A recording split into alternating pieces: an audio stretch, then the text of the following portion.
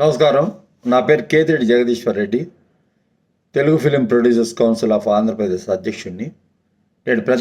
నేను ఈ వీడియోలో చెప్పదలిచింది ఏంటంటే, ఈ సంధ్యా థియేటర్ ఘటన జరిగిన తర్వాత మొట్టమొదటిసారి ఆ కుటుంబానికి చేయూతనిచ్చి భాస్కర్ వాళ్ళ హస్బెండ్ని కలిసి పోలీస్ స్టేషన్లో కంప్లైంట్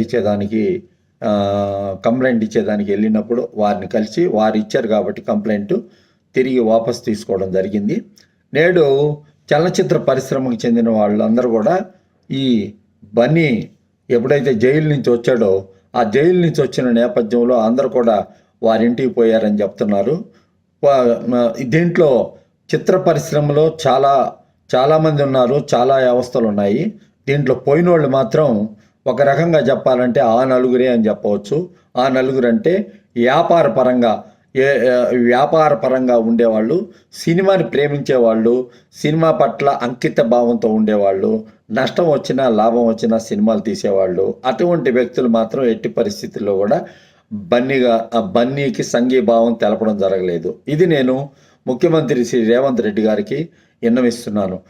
ఏంటంటే మేమంతా కూడా మీకు సపోర్ట్గా ఈ రేట్లు పెంచే విధానానికి వ్యతిరేకంగా మీరు తీసుకున్న నిర్ణయాన్ని సపోర్ట్ చేస్తూ మేము ఎప్పుడు కూడా ఈ చలనచిత్ర పరిశ్రమ 3 పూలు 6 కాయలుగా ఉండాలని చెప్పేసి కోరుకునే వాళ్ళల్లో మేము ఒకరం. కాబట్టి ఈ విధానంలో మీరు తీసుకునే విధానంలో అటు ఎగ్జిబిటర్లు కానీ అటు ఎవరు కూడా లాభం పొందే దిశగా లేరు. కాబట్టి ఎందుకు ఎగ్జిబిటర్లు లాభం పొందే దిశగా లేరంటే వాళ్ళకి రెంట్ రూపంలో చెల్లిస్తారే తప్పితే మిగతా ఇతరత్ర మీరు 800 పెట్టినప్పటికి కూడా వారికి ₹1 కూడా రాదు అన్న విషయం మీరు తెలుసుకోవాల్సినంత విషయం తప్పకుండా ఉంటుంది.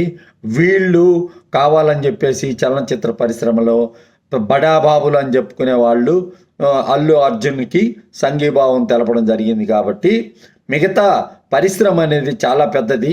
ఈ పరిశ్రమలో చాలామంది ఉన్నారు. చాలామంది ప్రేమతో సినిమాలు తీసేవాళ్ళు ఉన్నారు.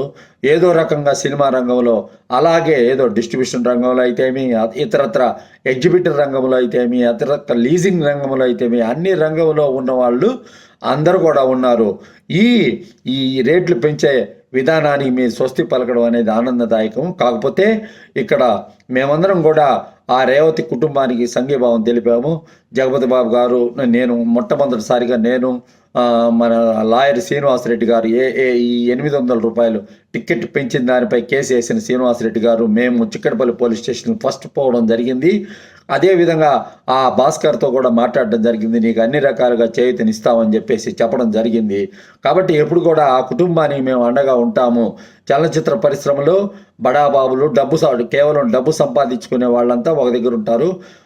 సినిమాని ప్రేమించే వాళ్ళు, సినిమా అనేది జీవితం అని అనుకునే వాళ్ళు ఒక టైప్లో ఉంటారు. కాబట్టి నిజం అనేది ఎక్కడ ఉంటుందో అక్కడ ఉండే జనం కొంతమంది ఉంటారు. ఆ రోజు పోయిన ఆ సంఘటనలో పోయి ఆయన ఏదో విజయం సాధించినట్టు ఆయనకి సంఘీభావం తెలిపిన వాళ్ళంతా కూడా ఈ సినిమా రంగంలో వ్యాపార దృక్పథంతో ఉన్నవాళ్ళు మాత్రమే అని చెప్పవచ్చు. ఇతరత్ర అందరూ కూడా ఇప్పుడు వారానికి 7 సినిమాలు 8 సినిమాలు రిలీజ్ అవుతున్నాయి. అవి రిలీజ్ అయినప్పటికీ కూడా అవి బాక్స్ ఆఫీస్ దగ్గర ఆడకపోయినప్పటికీ కూడా అదే విధంగా సినిమాని తీస్తూనే ఉంటూ ఉన్న నిర్మాతలు చాలామంది ఉన్నారు. వాళ్ళందరూ కూడా ఈ టికెట్ రేట్లు తగ్గించే విధానానికి మీకు వన్స్ అగైన్ మీ యొక్క నిర్ణయానికి హర్షం తెలియబుచ్చుతున్నారని చెప్పేదానికోసం నేను ఈ వీడియో ద్వారా మీకు తెలియజేస్తున్నాను.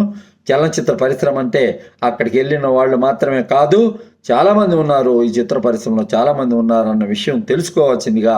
అంతే, ఎప్పుడు కూడా న్యాయం వైపు, ధర్మం వైపు, అదేవిధంగా ఈ రేవతి విషయంలో అన్ని రకాలుగా కూడా సంఘీభావం తెలిపేదానికి మేము సిద్ధంగా ఉన్నామని చెప్తున్నాము. మేము చలనచిత్ర పరిశ్రమ అయినప్పటికీ కూడా బిగ్ బాస్ అయితేమి, అదేవిధంగా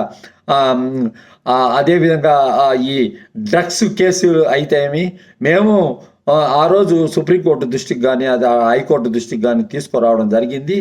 అది ఒక వ్యవహారము. ప్రజలు అనేవాళ్ళు మా సినిమాలు చూసినా చూడకపోయినా ప్రజలు అనేవాళ్ళు మాకు ముఖ్యము. డబ్బు అనేది మా సినిమాలో దమ్ముంటే ఆడతాయి, లేకపోతే ఆడవు.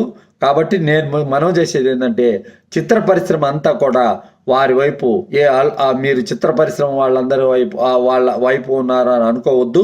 మేమందరం కూడా మీ వైపు ఉన్నామన్న విషయాన్ని ఈ వీడియో ద్వారా నేను తెలియజేస్తున్నాను.